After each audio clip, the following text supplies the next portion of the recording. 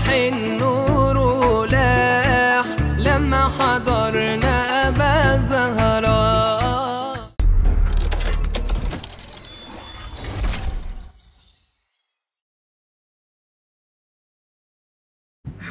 Alhamdulillah wa syukurillah wassalatu wassalam ala rasulillah wa mawalahum ba'dah amma ba'dah.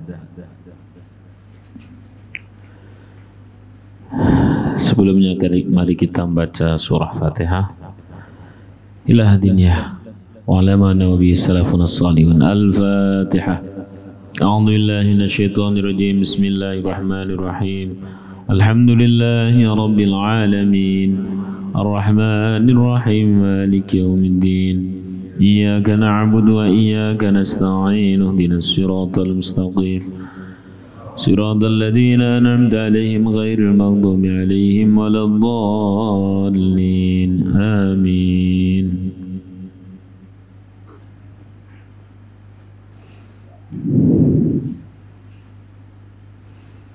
بسم الله الرحمن الرحيم.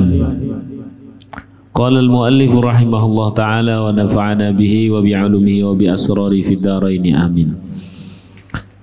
Kitab Ta'limul Muta'alim masih pada bab hal-hal yang menghalangi rezeki.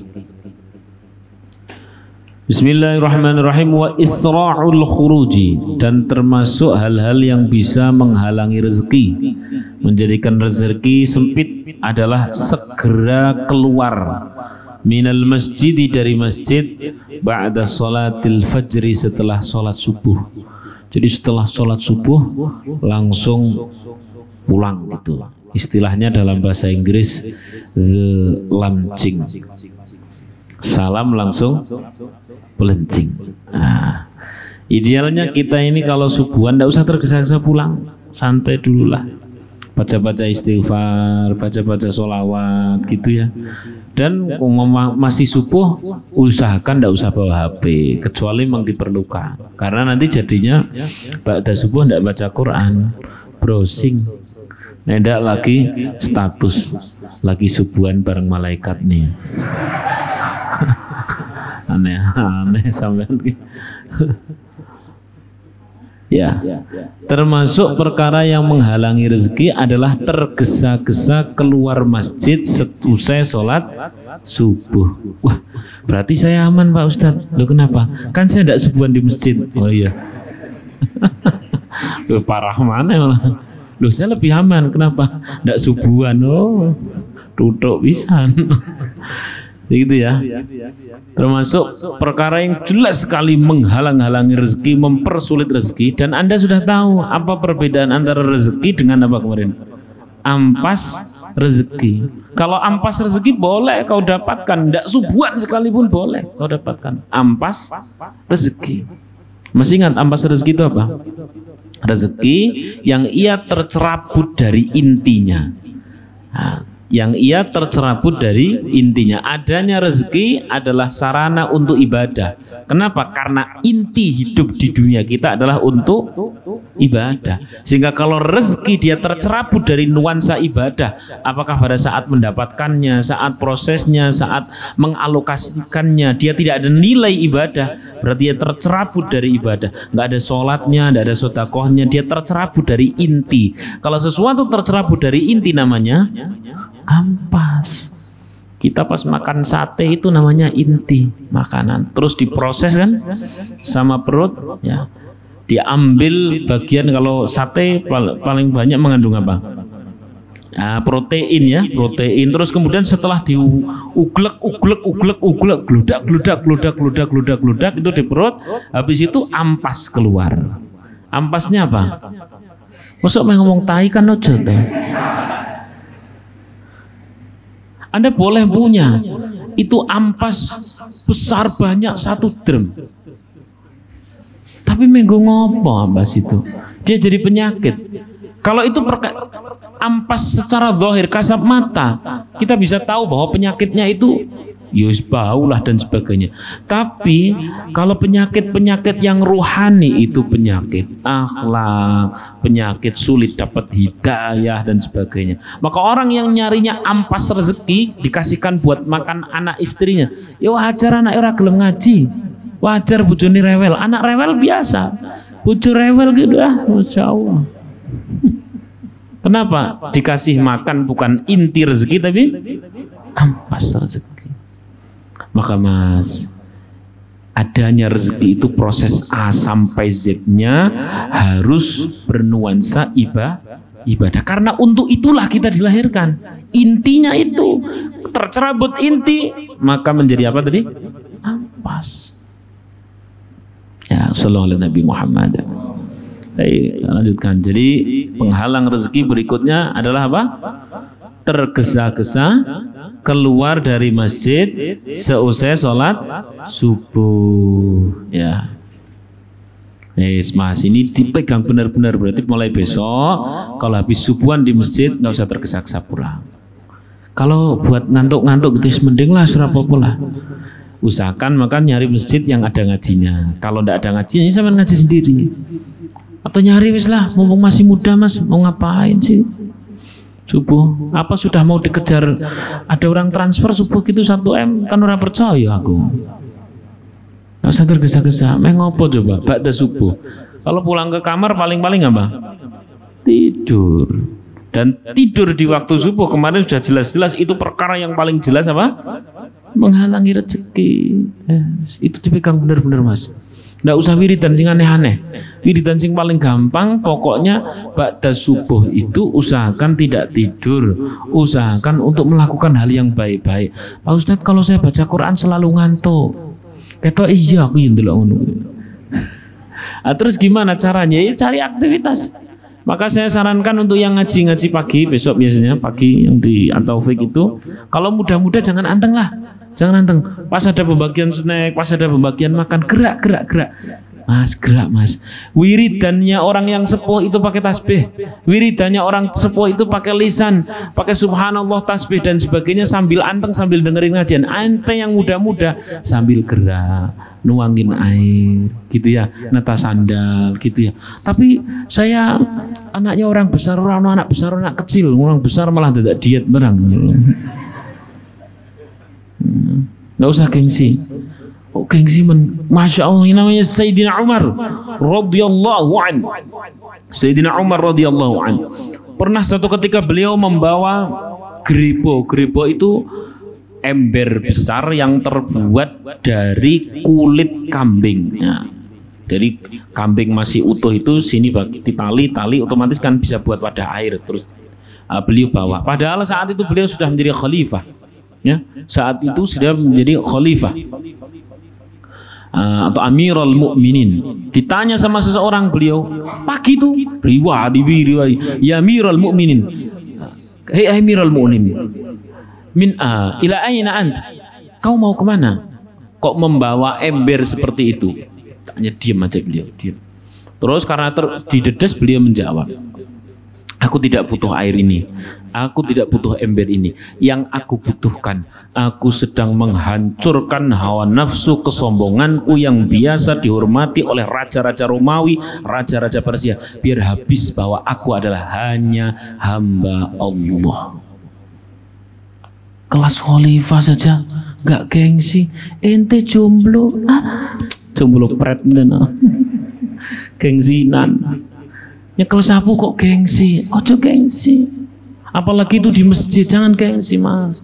Memang wiridan sampean begitu. Kayaknya saya tidak percaya kalau wiridan sampean itu baca Quran 5 juz. Paling juz Al-Fuqat kan. Udah gerak. Sallallahu alaihi Nabi Muhammad. Biar tidak tidur subuh. Oke, sepakat ya? Ceta wela-wela. Ya, sallallahu alaihi Nabi Muhammad. Wal ibtikaru, dan terlalu pagi. Ibtikar itu meruput tahu meruput. Nah, surang ngerti cah saiki ora ngerti meruput. Wal ibtikaru pakai dhamma. wal ibdikaru dan meruput atau terlalu pagi, fi dhahabi dalam pergi, ila suki menuju pasar, gasien mangkat pasar itu justru menghalangi rezeki. Beda dengan pemikiran sampean, gasi engko sing tuku meh mesti nggone koncone tuku nggonku wae. Ndak mesti gitu Mas. Selesaikan dulu sampean baca Qur'annya, selesaikan dulu sampai waktu Isra, ngaji ini dirampung, udah toh wis ono sing bagi rezeki. Sallallahu alaihi Nabi Muhammad.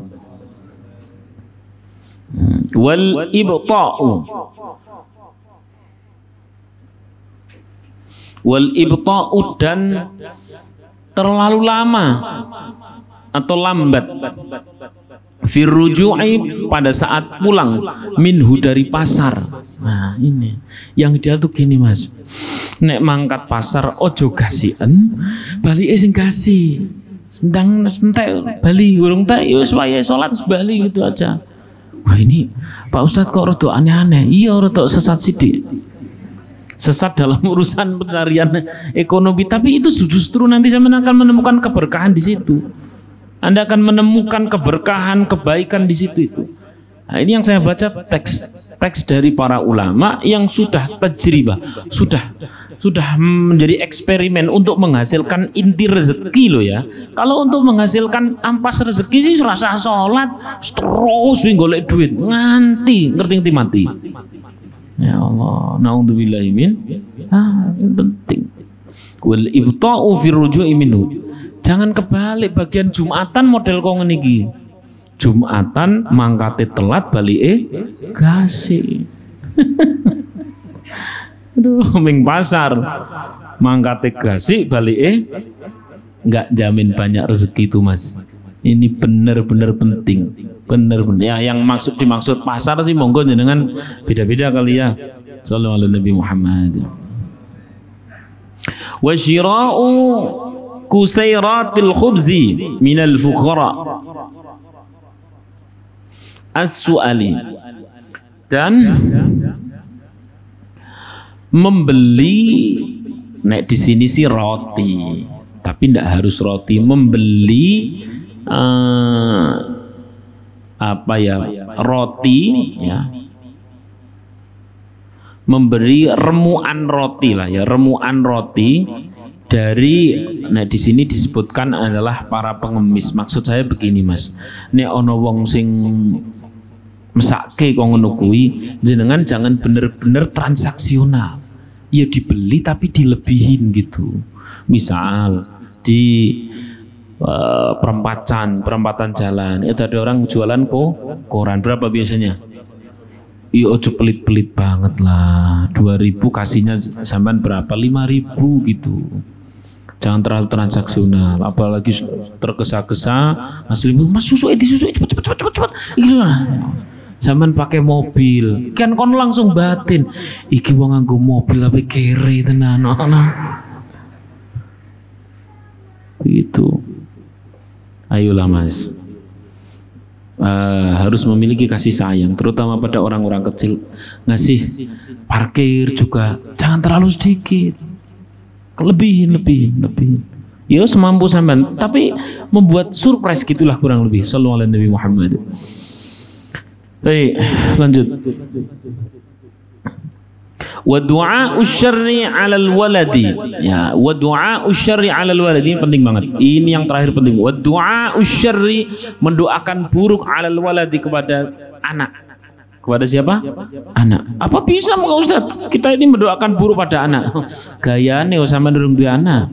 Nanti kalau sudah punya anak, rewel kabeh, nangis kabeh, enggak jelas maunya. Rewel, nangis, banting apa-apa. Oh, enggak marah sudah jos. Dan kadang itu terus kemudian marahnya itu terucap kata-kata buruk. Wah, anak setan, umpamanya begitu. Ini jadi anak, loh, sesama setan kenapa sering marah? Umpamanya begitu. Itu benar-benar menghalangi rezeki, bahkan bukan hanya menghalangi, itu benar-benar mengunci rezeki. Ya Allah, Masya Allah. Sampean Mas belum punya anak, istri saja kan belum punya. Ya turut bela sungkawa lah ya. Hari ini barangkali belum penting. Nek urung duwe koyo ya oh. Enggak, nanti saya akan menyayangi anak. Mbak Putri ini nek durung duwe anak gitu, ketika ada anaknya tetangga atau ponakan atau wah sayang. Iyalah, saya seneng pas kalau anak itu lagi lucu-lucunya. Coba pas nangisnya, pas banting-banting sambil pipis, pas banting-banting sambil terus kemudian Masya Allah nyobek kertas, kadang nyobek uang. Oh, orang marah wis jos. Gaya nih saya lucu banget ya anaknya pret orang duwe dewe dah.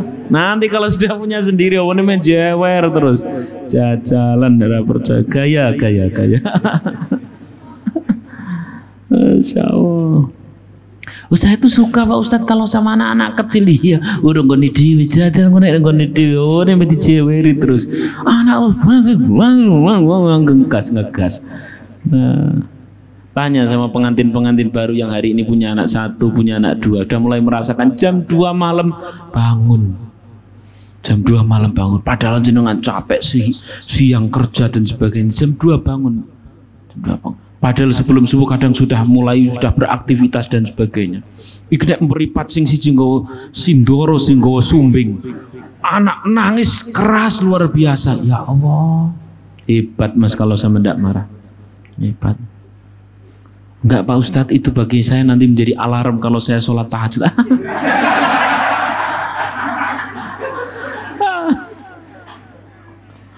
Masya Allah. Targetnya 1 marah monggo, karena kita ini memang manusia. Tapi coba yang keluar dari lisan itu doa yang baik. Masya Allah, anak dari tadi nangis terus calon presiden macam.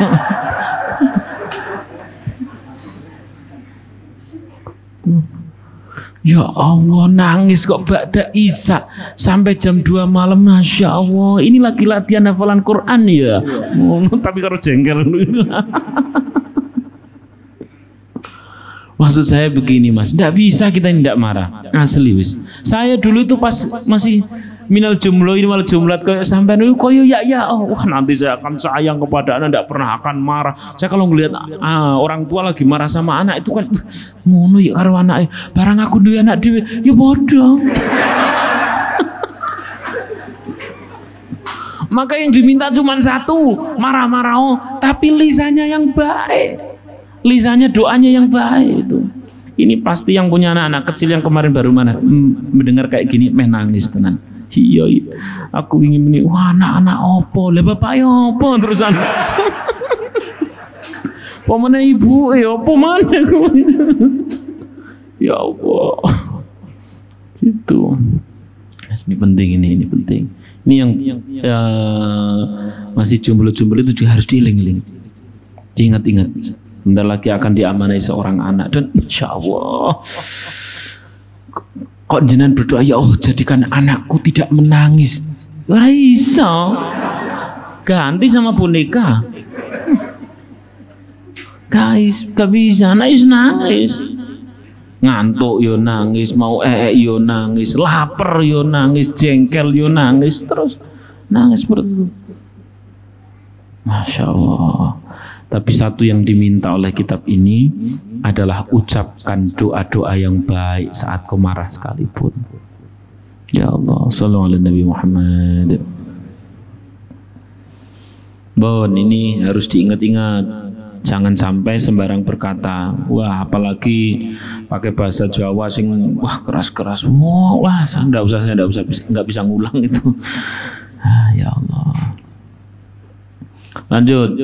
Wa tarku takhmiril awani, dan meninggalkan menutup wadah nasi, wadah makanan, wajan, ceret, terus apa lagi? Cowek dan sebagainya ada makanan itu jangan sampai tidak ditutup, karena begitu kita tidak menutup itu bagian dari mempersempit rezeki. Ya ndak usah direkos aneh-aneh. Ini kembali ke tema kita kemarin. Ini kan kok orang masuk akal tuh masuk ke dewi lah. Maksud saya barangkali nih dibuka gitu, misalkan sampean punya makanan gitu ya, warung gitu, soto atau apa, ndak ditutup tapi dibuka, ini kan aset sebut saja berapa, sekali bikin soto sapi sebut saja berapa, 400.000, begitu nggak ditutup terus kemudian kena naik laler masih mending. Coba apa misalkan ada cicaknya, Greg, ada cicaknya ya. Kalau konangan kan tinggal tegel-tegelan buang, ora buang cicak apa panganane, buang cicak apa pangan, nah cicak wae. Mikir 400.000, maka tutup Mas. Yang diajarkan oleh kitab-kitab seperti ini kadang tidak masuk akal, tapi ayo kita analisa bareng, itu masuk akal banget. Andai kan tidak konangan lebih parah lagi. Nanti pas saat misalkan teman jualan soto atau jualan bubur kacang hijau gitu ya, itu pas makan lu cicak. Ini orang sampai terus kemudian difoto, cekrek, viral Mas, tutup warungnya sama. Bener toh kitab ini? Bener. Maka tutup, biasakan ditutup itu kalau ada makanan. Itu perkara simpel batin. Aku tak mikir-mikir dulu pas masih saya mondok, apa hubungannya rezeki karo nutup panganan? Yo, ternyata hari ini saya paham. Karena saya pernah memang beli bubur kacang hijau itu memang ada. Ya untung saya itu bukan orang yang suka menjatuhkan. Ya udah tak disimpan aja. Paling ngomong sama istri, "Loh kok dibuang tuh Mas?" "Iya, ana cicak." "Ojo mari kurang ngerti."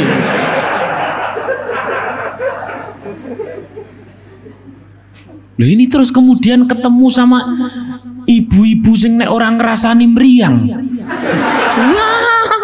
Ngeri. Mbak-mbak sing nek ora update status gatel. I tangan ki rasane koyo meh kriting nek ora status. Bubar tuh. Masya Allah. Maka simple. Tiap kali ada makanan tutup, minuman tutup, apa tutup. Itu hal-hal kecil yang barangkali menurut zaman tidak penting, tapi ini dipentingkan di dalam kitab-kitab seperti ini. Sallallahu alaihi Nabi Muhammad.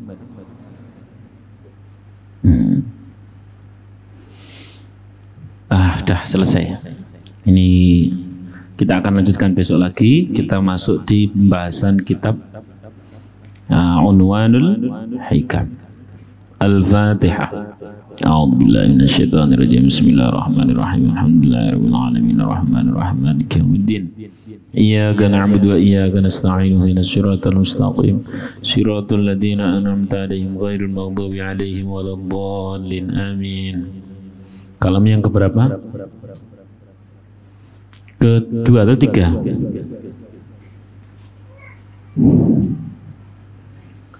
Bismillahirrahmanirrahim. Qala al-muallif rahimahullah ta'ala wa nafa'na bihi wa bi'ulumihi wa bi'asrarihi fid dharain amin. Syekh Abdul Fad Al-Busti berkata dalam Unwanul Hikamnya, ya 'amiran li khirabid dari mujtahida billahi hal li khirabil umri umranu, ya 'amiran li khirabid dari mujtahida billahi hal li khirabil umri umranu.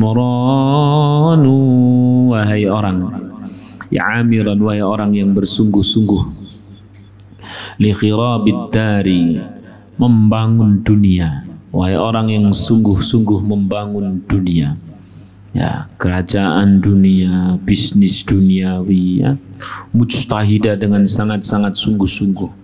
Billahi, demi Allah, hal li khirabil umrani, hal lil khirabil umri umranu, apakah orang yang hanya menghabiskan umur yang pasti akan habis itu disebut membangun, gitu ya.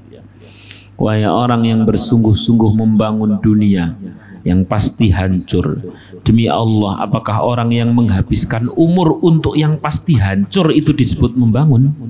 Ini pertanyaan, saya ulangi lagi. Wahai orang yang bersungguh-sungguh membangun dunia yang pasti hancur, demi Allah, apakah orang yang menghabiskan umur untuk membangun sesuatu yang pasti hancur itu disebut membangun. Sudah paham sampai sini? Shallallahu ala Nabi Muhammad. Disebut membangun atau enggak? Enggak. Kullu man 'alaiha fan. Semua yang ada di bumi ini pasti binasa. Wa yabqa wajhu rabbika dzul jalali wal ikram. Yang tetap adalah hanya wajhullah, yang mempunyai kebesaran dan kemuliaan. Kullu ni'matin, segala nikmat, la tuqarrib minallahi azza wa jalla fahiya baliyah. Segala nikmat yang tidak mendekatkan diri kita kepada Allah, maka nikmat tersebut namanya baliyatun, musibah. Musibah. Ya. Gini Mas, saya kasih ilustrasi biar gampang. Ada 4 tipikal. Berapa? 4. 4 tipikal manusia. Ada orang yang membangun sesuatu, entah itu bisnis, entah itu rumah, entah itu pesantren juga termasuk, karena tidak mesti pesantren itu ukhrawi. Nenggo gawe gaya-gayanan ya jadinya duniawi. Sebagaimana bisnis juga belum tentu dia duniawi. Kalau memang digunakan untuk ibadah dan kebermanfaatan banyak orang tanpa ada kesombongan, boleh jadi itu malah ukhrawi. Kenapa? Rasulullah SAW bersabda,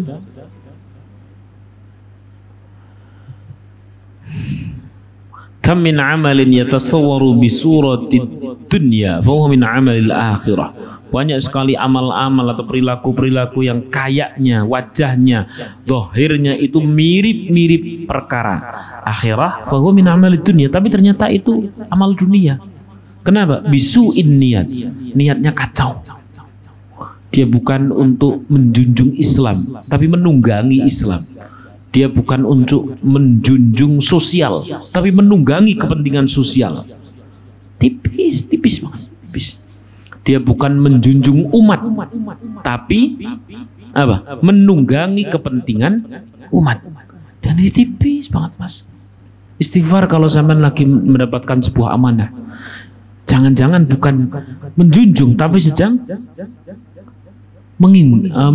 apa tadi? Menunggangi. Ente bukan lagi give, tapi lagi take. Itu tipis banget. Orang kagum, wah kau ngurusi umat begini. Padahal enggak. Ya Allah, na'udzubillahi min. Ya. Wa kam min 'amalin yatasawwaru bi suratid dunya fa huwa min 'amalil akhirah. Dan banyak juga amal-amal yang kayaknya itu amal dunia, padahal itu bisa menjadi amal akhirat. Kenapa? Bihusnin niat, dengan niat yang luar biasa, dengan visi ukhrawi yang luar biasa. Maka kemudian kita petakan menjadi berapa tadi? 4 ya, menjadi 4 ya. Wah ini ibu saya nelpon ini. Tetap tak angkat ya, wong lagi sholat sunnah saja dipanggil ibu tetap berhenti ya. Oh berhenti sendiri ya. Saya lanjut ya. Nah, paling langsung kelingan. Oh ini malam Selasa. Baik, saya lanjutkan. Ada berapa tadi? 4 tipikal. Membangun, misalkan bangun apa, bisnis atau rumah atau politik atau apa saja. Banyak orang yang kayaknya dia berpolitik ternyata urusan akhirat, dan banyak pula yang kayaknya dia ngurus masjid dan sebagainya ternyata urusan dunia. Kita tidak pernah tahu Mas. Kita tidak pernah tahu. Yang pasti itu bukan untuk membaca orang lain, apalagi untuk menjustifikasi orang lain. Bukan urusan kita kalau orang lain sampai masalah hati. Orang ikhlas tidak boleh. Kitanya yang harus bermuhasabah. Nah, sallallahu alaihi Nabi Muhammad. Baik, saya lanjutkan ya. Ada berapa tadi? 4. Misal yang paling gampang rumah. Itu bangun rumah. Bangun rumah. Itu ada yang bangun rumah sekaligus membangun ketakwaan. Bangun rumah sekaligus bangun apa? Ketakwaan. Sejak masih awal nikah, sejak punya cita-cita, ia sudah ada sujudnya. Di perjalanan ia mau mulai pondasi, ia pada saat bingung, ia ada sodakohnya. Saat dia mulai bingung lagi, ia ada ngajinya, datang kepada kiai atau datang kepada ulama atau habaib untuk minta doa. Ketika dia sudah mulai naik itu rumahnya, pada saat itu ada selamatannya, tetangga-tetangga diundang untuk berdoa, terus habis itu kasih makan. Pak Ustadz, bukankah itu bid'ah? Angel ngomong nek karo wong sithik bid'ah, angel ono selamatan mau bid'ah. Ini tuh maksudnya adalah kita berdoa. Masa iya tetangga yang diundang untuk berdoa terus pulang tangan kosong? Bid'ah maneh. Masyaallah. Wong ini tuh ngundang orang untuk berdoa karena kita doa sendiri belum bisa. Dan di tempat di mana kita ingin membangun rumah tangga, beribadah dan sebagainya, berdoa. Kemudian ada ustadz yang diundang, masa terus kemudian pulang tidak ada makan, tidak ada apa-apa dan sebagainya. Ya sama nekat jenengan itu ngambil waktu orang, kan harus kemudian tahu bagaimana bisyarah dengan adanya makanan untuk tetangga dan sebagainya. Entah itu dengan cara berupa makanan atau berupa apalah, monggo terserah. Terus lanjut lagi, pada saat sudah mulai terbangun sebuah rumah itu, di sana ternyata juga sedang terbangun sebuah ketakwaan. Ya, apa itu? Misalkan belum jadi apa-apa, sudah mulai ngaji, konco-konco ditekake, aku lagi bangun rumah, wah, wis pokoknya ngaji ngono aku. Lah apa? Hataman Quran wis to, wis yuk hataman Quran. Belum jadi juga, atap belum sampai jadi, wah ini sudah. Dan yang paling luar biasa, yang paling ngikuti perjalanan sejak awal niat sampai pondasi, sampai naik, sampai atap itu ibu. Wah Masya Allah, ada birrul walidainnya. Kalau ini ibu, kalau dari luar kota, itu disangoni lah. Ada bangunan ketakwaan.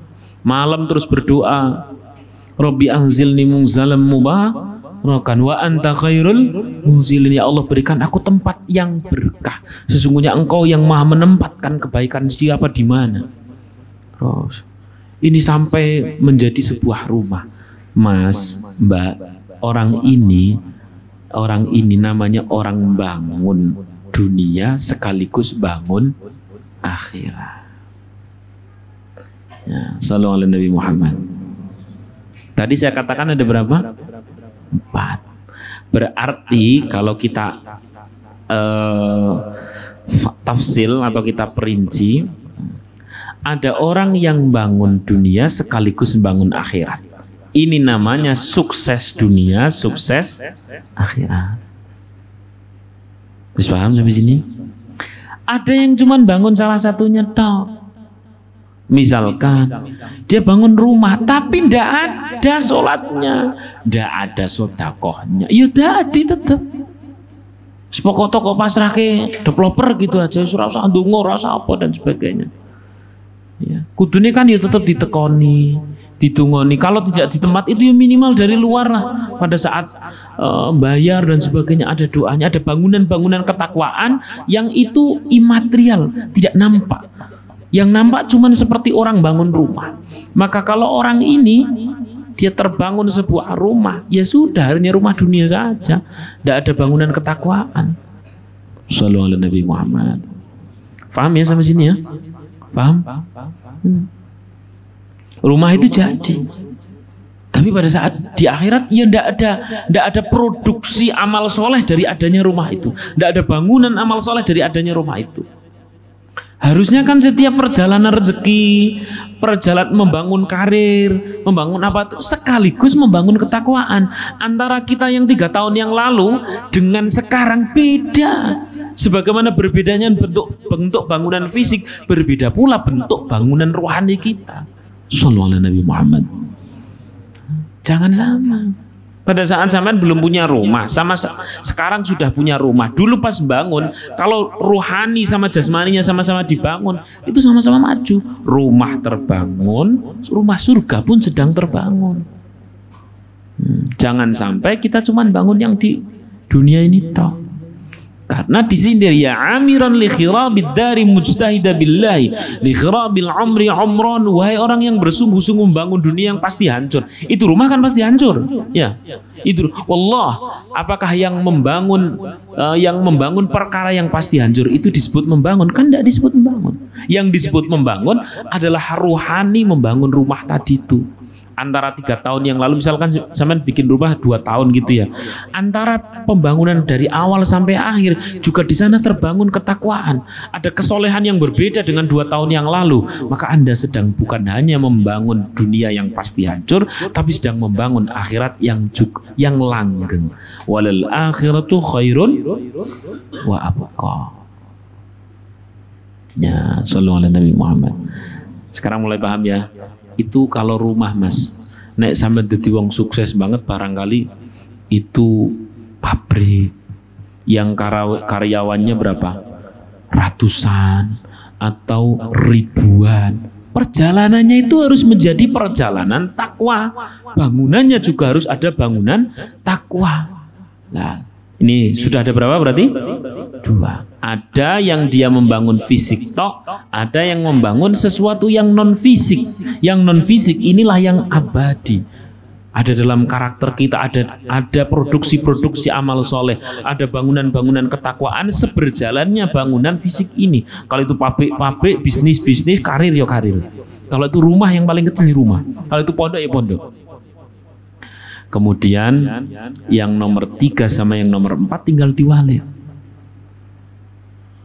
Kalau yang pertama itu dunia akhirat, yang nomor 2 apa? Dunia tok, berarti akhirat tidak. Bedanya apa sih? Nanti nomor 3, nomor 4 akan nanti. Bedanya apa sih antara yang nomor pertama dengan yang nomor 2? Nomor pertama itu ya, kita langsung masukkan ke nomor 3.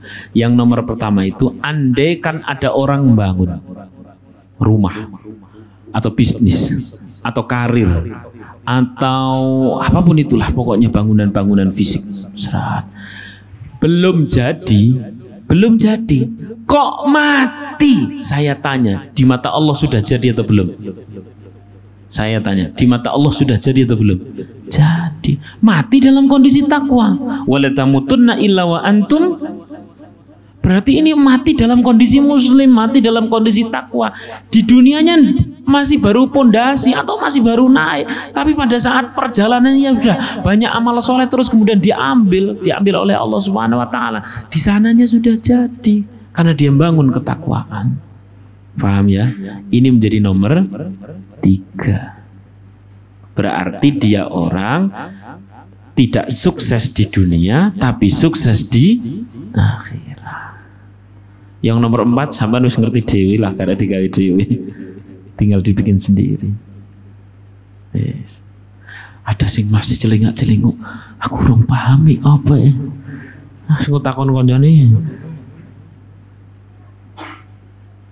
Ini bukan hanya bangunan rumah mas, termasuk bangunan rumah tangga. Jangan sampai perjalanan membangun rumah tangga tidak sekaligus membangun ketakwaan, tidak sekaligus memproduksi amal. Karena kalau tidak sekaligus memproduksi amal, yang Anda bangun cuma rumah tangga secara fisik saja, ini habis, pisah, di akhirat tidak ketemu. Tapi kalau ada bangunan ketakwaan, di sana saling mengingat, ini halal tidak mas, sudah sholat atau belum, terus kemudian yuk kita ngaji bersama, ayo kita ikut kajian bersama. Kok senang banget mas ngajak kajian bersama, dibisiki, aku nek ngandani sampean mumet, nek melu podo ngaji ini kan aku ngerti, aku ya podo. Gitu. Nah, itu kan ada bangun. Andai kan dia mati, maka tetap lanjut mas. Maksudnya tetap menjadi orang baik. Allahu a'lam bishawab. Ya Allah. Demikian pula dengan pabrik. Sampai punya cita-cita pabrik itu, bangun pabrik itu sekaligus bangun ketakwaan, bangun sebuah kemakmuran untuk umat. Ada kebermanfaat, ada kemakmuran, ada kepada Allah taat, kepada manusia manfaat. Belum selesai kok mati, masya Allah, bangunan yang di sana yang hakiki lanjut, yang ini kayaknya ndak ada apa-apa. Tapi kalau tidak ada bangunan takwanya, tidak ada bangunan takwanya, pokok-pokok bangun rumah gitu toh, bangun bisnis gitu toh, bangun karir gitu toh, bangun perusahaan gitu toh, bangun pabrik gitu toh, tidak ada pembangunan takwa selama perjalanan, yang terjadi apa kira-kira? Yang terjadi, andai mati loh ya, andai mati. Kalau jadi berarti sukses dunia, tidak sukses akhirat. Nek ora dadi berarti gimana? Ya, kalau tidak jadi berarti bagaimana? Tidak sukses dunia, tidak sukses. Ini yang nomor 4. Iki sing gawe resum bingung. Iki piye iki mau? Wis pokoke kuwi lah. Pun insyaallah ya Rahman ya Rahim. ولا تدع مع الله إلها آخر لا إله إلا هو كل شيء هالك إلا وجهه له الحكم وإليه ترجعون.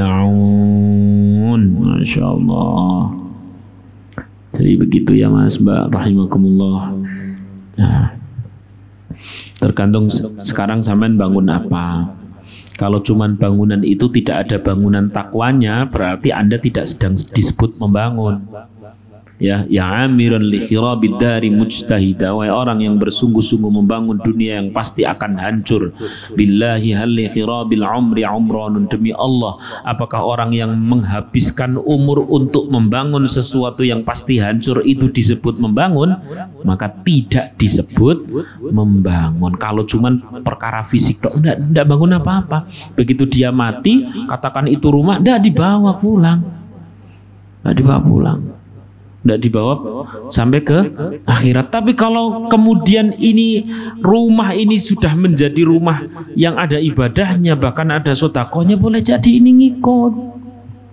Ya Allah ya Rahman. Sallallahu ala Nabi Muhammad. Sallallahu ala Nabi Muhammad. Ya, insyaallah. Ya, sebagai penutup saya kisahkan. Nah Mas, saya sekarang tanya, ini tambahan. Takwa itu kan ada dua, menjalankan perintah dan apa? Berat yang mana?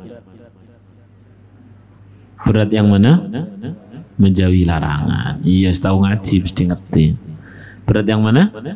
Menjauhi larangan. Ini masih kata-kata ini masih sulit saya tanya, misalkan sholat menjalankan perintah, kemudian meninggalkan dengki, meninggalkan ngerasani, itu kan berarti meninggalkan larangan. Berat yang mana? Meninggalkan larangan. Demikian pula dalam bangunan Mas, dalam membangun rumah, dalam membangun bisnis. Yang diperintah ya, yang diperintah itu kita jujur dan sebagainya. Yang dilarang adalah dengki.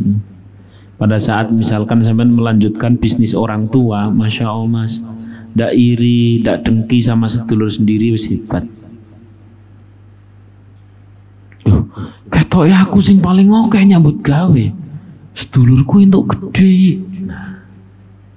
Mas, sekedar ngabari, anaknya Nabi Adam alaihissalam itu sampai membunuh saudaranya gara-gara apa? Dengki. Yang sulit itu membangun ketakwaan dalam bentuk meninggalkan larangan. Itu dengki contohnya. Ada lagi misalkan yang namanya membangun, apalagi bisnis, misalkan bangun bisnis. Ya, bangun bisnis. Biasanya nek bangun bisnis bareng itu kan nek dong pas untung ngumpul, betul enggak? Nek pas rugi, nek pas rugi minal minggatin kan? Wala angelin golein, wasulitin tilpunin, wacintangin weanin. Kan gitu tuh. Wa udur-uduran nombokin. Ya Allah. Maksudnya begini Mas, saya kasih contoh yang paling simpel. Ada seorang syekh Masya Allah, ini saya belum bisa dan berat. Tapi kita harus ada contoh-contoh baik dalam hal itu. Bayangkan kalau para salafun saleh itu yang dibangun hanya perkara fisik saja, tidak mungkin bisa seperti ini. Saya akan contohkan dua hal, tidak mungkin bisa seperti ini. Contoh yang pertama, di kitab An-Nawadir, Uyunul Hikayah dan kitab-kitab yang lain yang banyak mengkisahkan salafun saleh itu, yang pertama ada dua orang soleh. Dua orang apa? Soleh. Podot ini wong soleh. Dua orang yang paham akan bangunan akhirat. Dua orang yang akan paham aset-aset akhirat itu lebih berharga dari sekadar gemerlapnya kecilnya aset dunia. Dua orang ini kemudian bertransaksi jual beli. Ini kan kalau tidak dicontohkan zaman masih gerambiang. Dua orang ini kemudian transaksi jual beli. Yang diperjualbelikan tidak tanggung-tanggung, rumah yang dijualbelikan. Pada saat waba'dahinin, setelah sekian waktu, ya, si pembeli itu bilang gini, Pak penjual, ini di rumah yang aku beli darimu itu ada harta di sini, ada temuan begini-begini dan sebagainya. Aku kembalikan kepadamu, ini pasti milikmu. Kata penjual, enggak, saya itu cuma jual rumah. Kalau ada barang di situ bukan milikku, itu milikmu. Kata pembeli, enggak, itu milikmu. Penjual, enggak, itu milikmu. Enggak, itu milikmu. Kira-kira zaman saiki ono ora? Ada enggak zaman sekarang? Kalau zaman sekarang nemu, bonus sih ngono. Rasa omong. Ngomong mesti ora entuk. Gitu. Kenapa kok ini barang ini sampai menjadi rebutan masyarakat, bukan rebutan memiliki, ya, bukan rebutan memiliki, karena paham kalau saya pakai, kalau saya makan, kalau saya bawa ini yang bukan hakku menjadi hakku, loh ini bukan membangun, ini menghancurkan bangunan akhirat. Iya, kayaknya di dunia ini menjadi punya aset. Iya, kayaknya di dunia ini ada tambahan modal. Tapi ini bukan milikku. Maka bangunan duniaku kayaknya makin gemerlap, makin mewah. Tapi bangunan akhiratku nanti kacau. Karena dari awal dia paham kitab ini. Sallallahu alaihi Nabi Muhammad.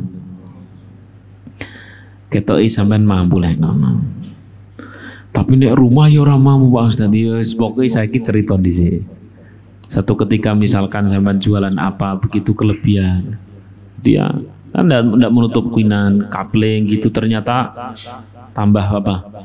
Antara ukuran yang ada di sertifikat dengan ukuran yang ada di mana?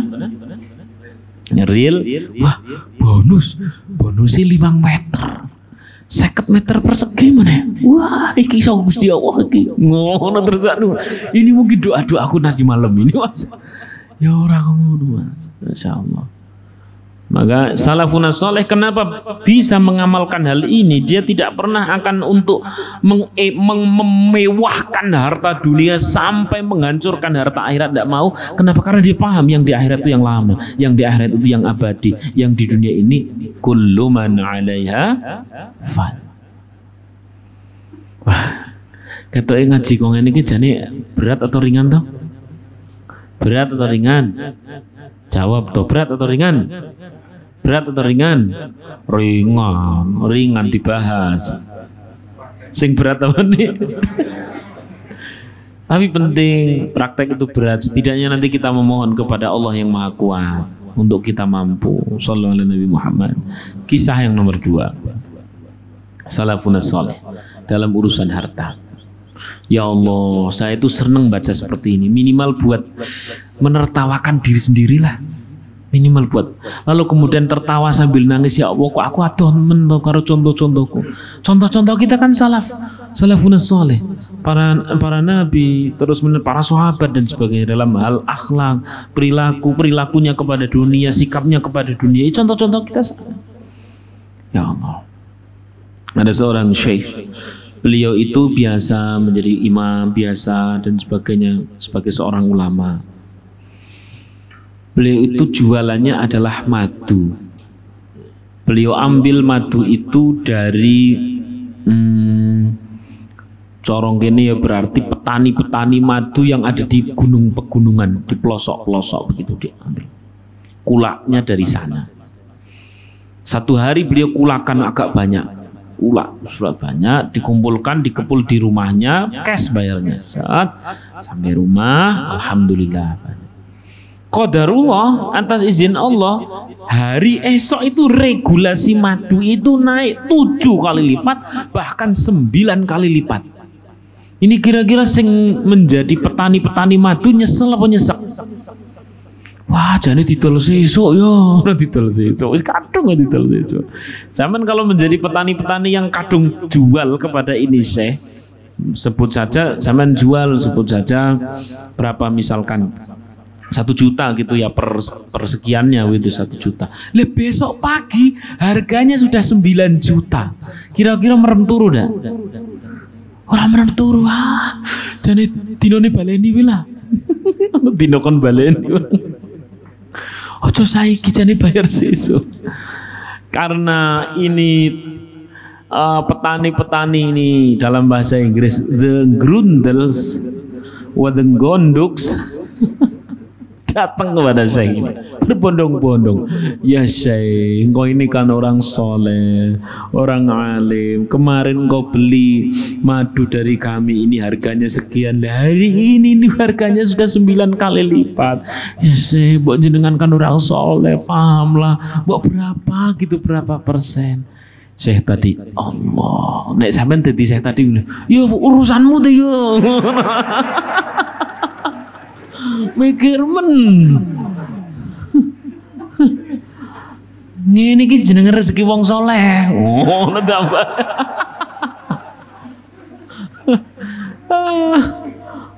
Apa kata Syekh tadi? Allah, ini momen yang paling aku tunggu. Sesungguhnya Rasulullah SAW bersabda, ini ada di kitab namanya Kashful Ghummah, ya, Kashful Ghummah, kitab hadis. Rasulullah SAW itu barang siapa yang dia melonggarkan dalam urusan jual beli, mengcancel, ada yang minta cancel, ada yang bisa refund, itu dia longgar, maka janji Allah dia akan longgarkan jalannya ketika di akhirat. Ini saya langsung, ini momen yang aku tunggu. Bawa oleh kalian seluruh madu itu dan aku ikhlas. Sementara uang yang sudah kalian terima itu adalah rezeki kalian dari Allah Subhanahu wa taala. Cah kene ono sing mampu? Ini karena beliau itu sedang membangun bukan bisnis dunia toh. Kalau bisnis dunia mesti mikir, "Ayo urusanmu tuh, bos." Ini kalau bisnis, tapi kalau yang dibangun adalah yang jauh di sana. Masya Allah. Sedikit pun dia tidak merasa rugi. Karena perjalanan akhirat lebih melelahkan, lebih membutuhkan bekal, Mas, lebih lama, jutaan miliar, juta miliar, miliar juta tahun, miliar juta tahun, tahun miliar juta. Padahal kita modalnya paling-paling 60 tahun toh. Kuwi nek tekan 60, saya kan wis mbok cicil piro saiki. Kira kan ora mesti lunas 60 tahun kan? Bisa wes sesuk wis ora ono lho ya. Walaupun bagian ini seperti biasalah saya ngalah nek jenengan rumiyin monggo. Insyaallah. Modal kita cuma sebentar, perjalanan kita panjang. Maka salafun saleh paham yang paling butuh dibangun di sana. Kalau di sini tidak bisa disebut membangun tanpa sekaligus membangun yang di sana. Shallallahu alaihi Nabi Muhammad. Maka setiap bangunan-bangunan yang di sini harus sekaligus menjadi bangunan-bangunan yang di sana. Dah, ini sudah saya terangkan. Ini kita masuk di Unwanul Hikam yang keberapa? 3. Masya Allah, saya kira hari ini sudah jadi. Yang ini ternyata belum cetak. Saya baru punya 1 ini. Insya Allah semoga pekan depan sudah jadi. Jadi sudah bisa pesan yang ini. Ya gitu ya. Al-Fatihah.